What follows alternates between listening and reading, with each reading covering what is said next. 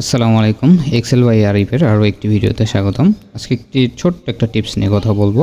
সেটা হলো যে এখানে দেখুন, এখানে আমার একটা হেডিং আছে, যে হেডিংটা কি হয়েছে যে আপনার বড় হয়ে গেছে। হ্যাঁ, বামে ডানে বামে দুইটাই বড় হয়ে গেছে। এটা আমরা সুন্দরভাবে ভিজিবল কীভাবে করতে পারি, যেভাবে টেনে দিতে হয়, তাই না? তো আমরা টানলে তো অনেক বড় হয়ে যায়। সেজন্য আমরা র্যাপ টেক্সট করব। র্যাপ টেক্সট করার জন্য আমরা ডিরেক্ট মেনু বার থেকেই করতে পারি, বাট আমরা একটা শর্টকাট কি ইউজ করব, অল্টার। এখান থেকে আমরা কি করব, শর্টকাট ইউজ করব। ঠিক আছে, আমরা প্রথমে ডেটাটাকে সিলেক্ট করব, দেন অল্টার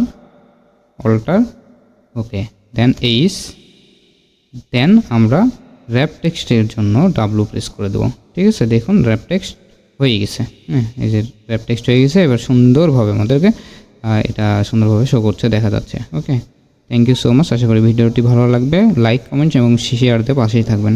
আসসালামু আলাইকুম।